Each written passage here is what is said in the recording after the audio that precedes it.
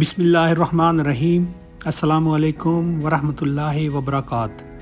दोस्तों, एक अफसोसनाक खबर की तफसीलात आपको बताते हैं।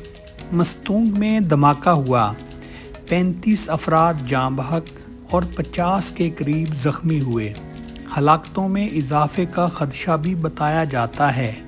बलूचिस्तान के ज़िला मस्तूंग में अल-फलाह रोड पर धमाका हुआ, जिसके नतीजे में 35 अफराद जाँ बहक और 50 के करीब ज़ख्मी हो गए।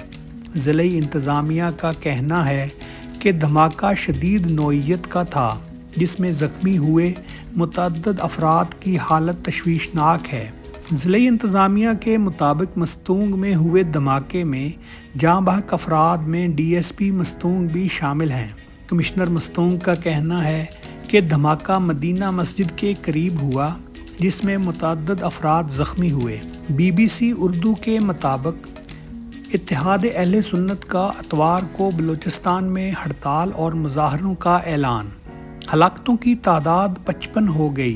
ताज़ा तरीन तफसीलात के मुताबिक बलूचिस्तान के ज़िला मस्तूंग में जुमे के रोज़ होने वाले ईद मिलादुन नबी के करीब खुदकुश बम धमाके के नतीजे में हलाक होने वाले अफराद की तादाद बहुत ज़्यादा बढ़ गई है और बताया जाता है कि हलाक होने वालों की तादाद 55 हो गई है, जबकि मुतअद्दिद ज़ख्मी होने वाले और उनकी हालत भी तशवीशनाक बताई जाती है।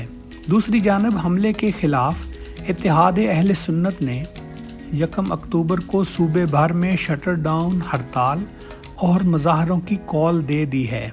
आएँ हम सब मिलकर शहीद होने वाले तमाम अफराद की मग़फ़रत के लिए दुआ करें। हम हर किस्म की दहशतगर्दी की भरपूर मज़म्मत करते हैं। शुक्रिया दोस्तों।